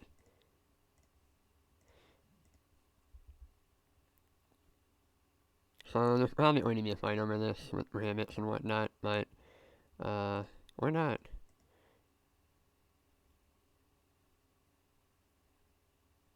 Try hit lesson. Not what I'm looking for. I'm mostly looking for lands.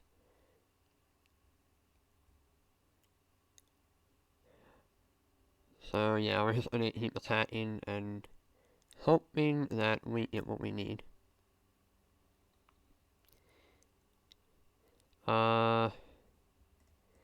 Tonight to prime.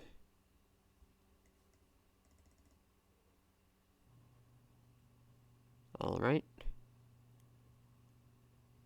It might go Molder for with Flicker. Sure. Yep. Yeah, I'm gonna concede. I don't think I'm going to win this game. You could call it premature, but I missed too many land drops. They're too far ahead. I'm not winning. So, yeah, I'm stupid. Moving on to the next one. I think Force Bite is pretty bad. Gonna born in my ninjas. Yeah, I think what I got here is fine for now. You could argue that, like, you know, I should keep playing it out and maybe I can win that, but the problem is it was too far ahead at that point. Like, the game ended, I think, 5 turns ago. I was maybe playing it out to see, but it was pretty clear they had it all and they were just waiting. I mean, they were hitting the land drops, so they were favored. I don't know if Snap is worth it. Also not certain about Meatballs. I think At-Wing Shoot is fine. And I think maybe a couple Snap are fine. But that's about it. You could make the argument that Spire Album's not very good, but like I heard him maybe trim in one album for one Meatballs, but knowing that this is fine. I want to have my ninjas because they provide pressure. Familiar is somewhat similar to Tron, in that if you give it inevitability, it will win. So I want to just make sure that I can just sort of get ahead in some capacity, and ninja is a good way to do so. So I'm going to run out all your bolas here. Taking the prime, unfortunately bottoming two ninjas, which is really unfortunate. Considering I don't believe our deck can shuffle. So two ninjas are on forever. Which, I don't know, it's rather frustrating, I'll be honest. But, we do have one left, so hopefully we can find that one.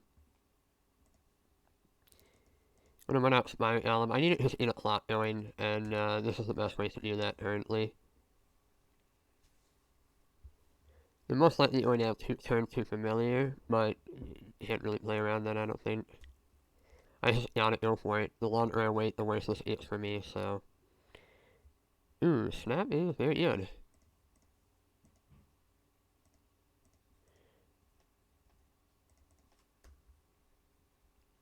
Yeah, so now they're gonna play familiar, I'll counter it, and then they might counter Matt, but I just don't want them to have that in play. It speeds them up quite a significant amount.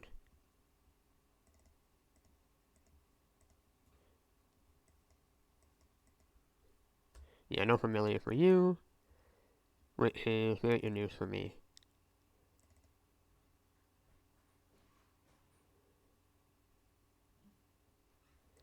Alright, play a land, attack for 3, pass the turn. And, yeah, deep analysis is fine.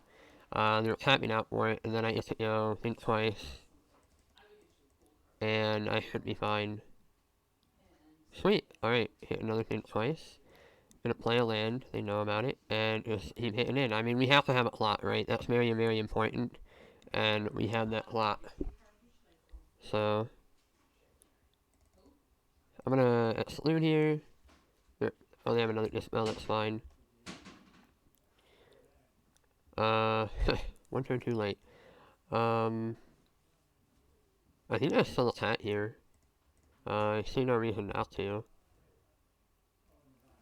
Yeah, they're still taking quite a bit of damage, so this is quite good for me. I have At-Wing Truth at the ready, so bound send it, they try and flicker it, so. Yeah, I'm liking my spot. Ooh, another monitor. Let's, think twice and respond just to see. Alright, I'm gonna think twice again here. Yeah, sorry, that's fine.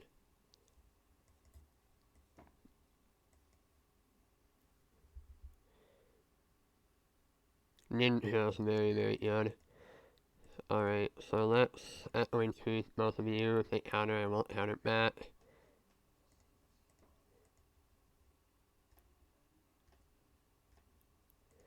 Boom, boom. Get in. Ninja targeting what? I guess Fire Elm, huh? I need to keep the pressure going.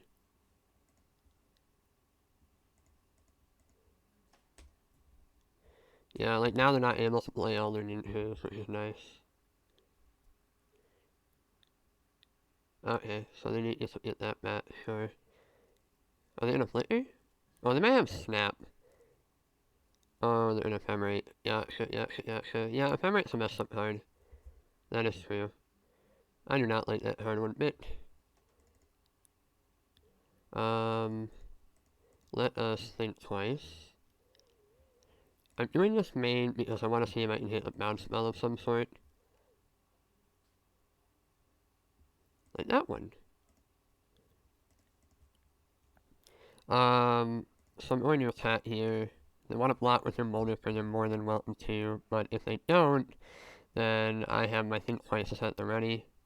So they're gonna ephemerate and all that, but I don't really mind. They're likely to tap out again here for molded food and whatnot, and I have quite a board, so things are looking up for me.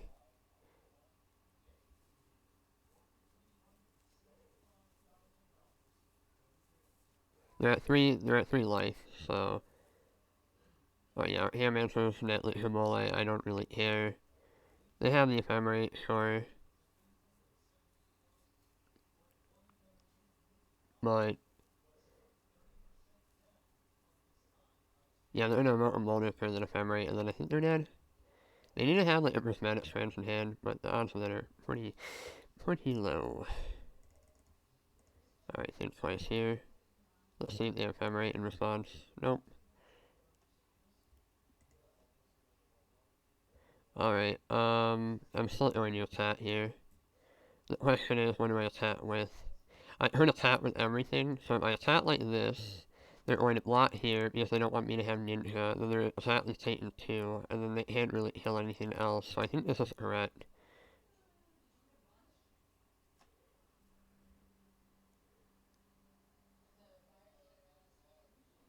Yeah, alright, they're blocking how I wanted to, but they're still taking 2 in the process, so it's still quite good for me. They have prismatic strands, but that card is very bad against Fire Element, doesn't really have any text. Yeah, so they're going to Ephemerate or Hammancer, probably getting that at Dispel, which is fine. But they're still dead to a number of things. Yeah, alright. They're gonna get that Ephemerate, they're gonna keep doing the stupid Ephemerate things and all that. For what it's worth, in my humble opinion, I think Ephemerate should have been banned ages ago, but it still remains lethal. I just think the card is obnoxious, and it creates endgames that are just extremely unfun. Alright, I'm gonna exclude this, they're gonna counter Bat. Uh, I'm going to counter Bat and force them to have another counter spell.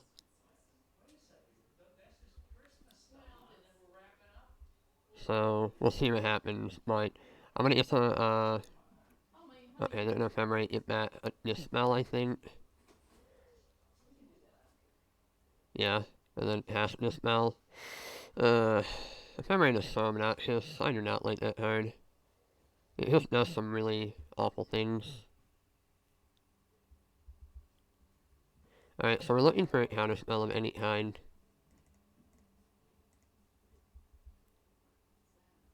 That might do it.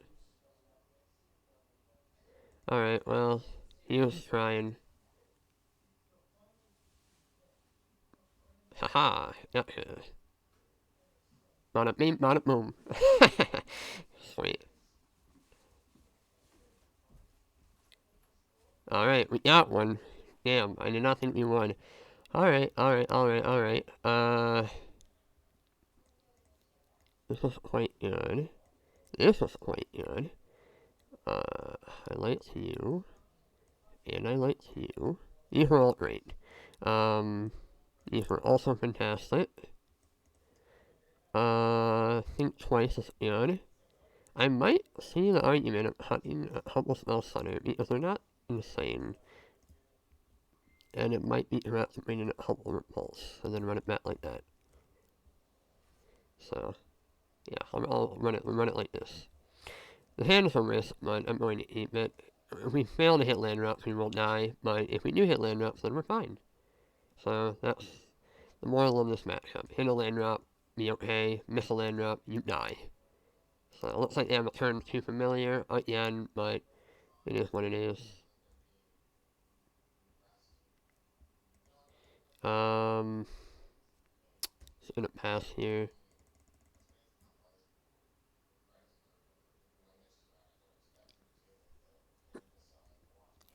They could have an ephemerate. But if that's for ephemerate, they're saying, do I really care? Like, it's not that big of a deal. Alright, we hit the land. So, what's going to happen, most likely, is they're going to replay it, I'm going to exclude, they're going to dispel, and that's fine. I gotta dispel out of their hand. I just gotta use my mana when I can.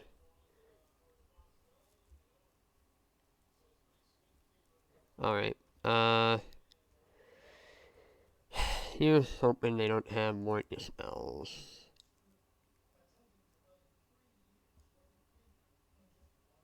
Oh, yeah, sure.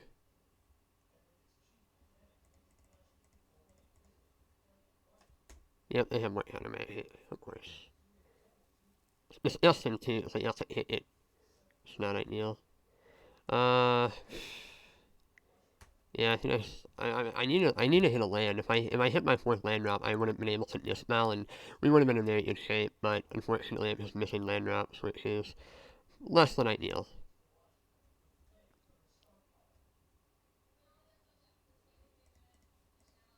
I'm gonna spell Sunder this. I want to stifle them on card draw. I'm gonna dispel that. It looks like they're low on cards. Wow, they have another dispel. Oh, they have an exclude. I mean, that's fine at least. I stopped their ephemerate. I mean, they get to ponder, but you know, they have a man, so that's mean. Yeah, I mean, we were just one land away from winning this game, I think. Yeah, we're too far gone. Uh,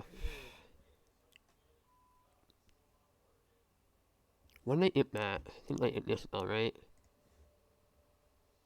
Prohibit. Yeah, that was disgusting. Yeah, we just missed too many land drops. I think had we hit our fourth land, we would have won because I could have gone.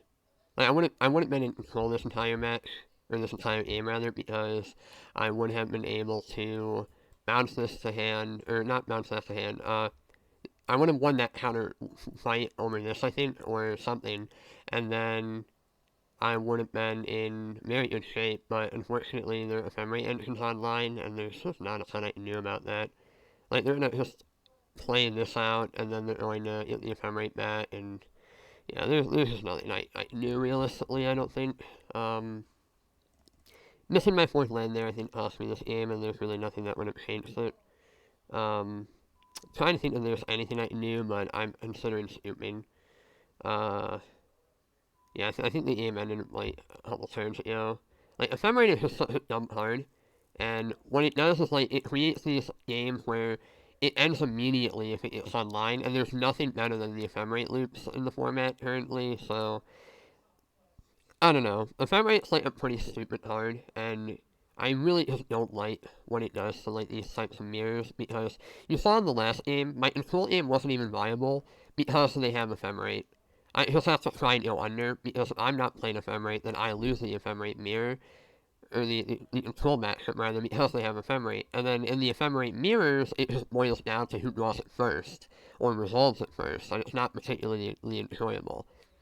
So yeah, I can't think of a way to win this. Like, we can snap that, and then they get to, ephemerate that, and then they replay it, I exclude, and they prohibit, and yeah, there's no way out. So I'm scooping, good games. With 3-2, probably should have been 4-1, but, it is what it is, so see you guys in the wrap up. Alright, so we're back for the wrap up. So our final result was a 3-2. Probably should have been a 4-1. I think we made a mistake here in the prime spell center line, so there might have been a way to beat the electric Ransom. They also had a red elemental blast, so they could have had both, and then it would not have mattered. But ignoring that, I do think looking back, the prime was better because it played around things like gut shot and electric and that is less than ideal to run into that. So it could have been a 4-1, but we lost that to a minor mistake, I think. Well, I don't know if it was minor, but it was definitely a mistake.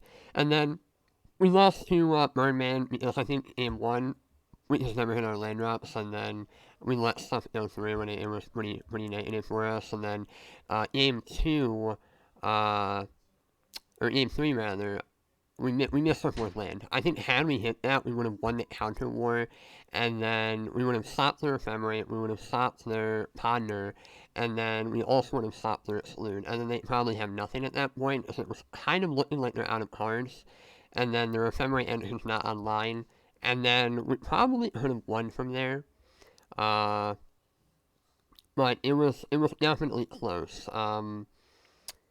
So I think there was just, not hitting the land drops. But, it happens, right? Matt is aim variance, but overall the deck feels quite good. I do like Think Twice moving forward. I would definitely play that over accumulated knowledge. People are just packing Machine Balls, and they're packing relics that Radiant hate, and I don't like my accumulated knowledge is getting blown up by that, and I would much rather prefer to make my opponent's relics useless. And you saw in one of our matchups the opponent had a relic, and it basically did nothing. So I prefer to keep it that way.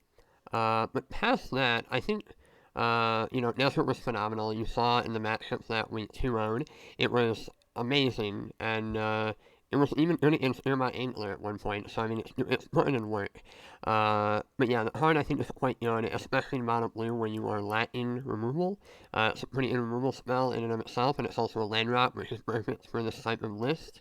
So I think moving forward in any mono blue list, like, I would look into Desert, even mono blue Delver. I think this card is worth looking into, although it might not be ideal because uh, you are lacking, you're preventing the turn one plays of like Delver and Fairy Miscreant, so maybe not mono blue Delver, but maybe more like the mid-range heat control mono blue decks like this, it's worth looking into. I think if you want to play a Sanctuary control deck, this is definitely one to look into. It's pretty fun.